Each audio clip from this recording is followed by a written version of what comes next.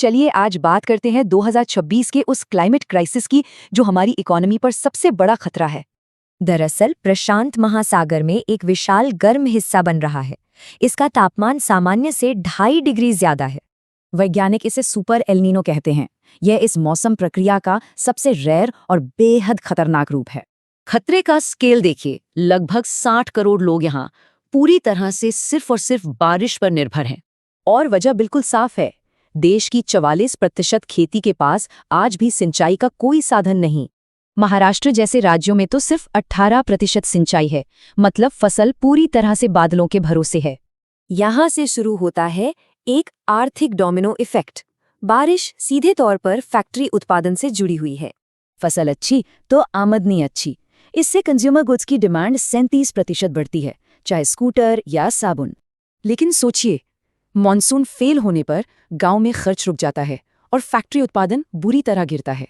Asian development bank के अनुसार भी बारिश सीधे तौर पर हमारी जीडीपी ग्रोथ को तय करती है।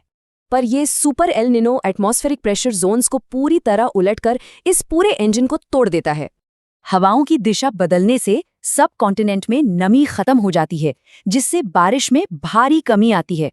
इतिहास गवाह है, जब भी सुपर एल नीनो आया है इसने आर्थिक उत्पादन को भयानक नुकसान पहुंचाया है। नतीजा हमेशा डरावना रहा है। जीडीपी तेजी से गिरती है और खाने पीने की चीजों में भारी महंगाई आती है।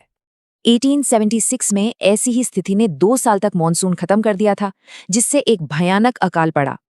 पर क्या हम आज तैयार हैं? 1876 और मई 2026 की स्थिति में एक बड़ा अंतर जरूर है।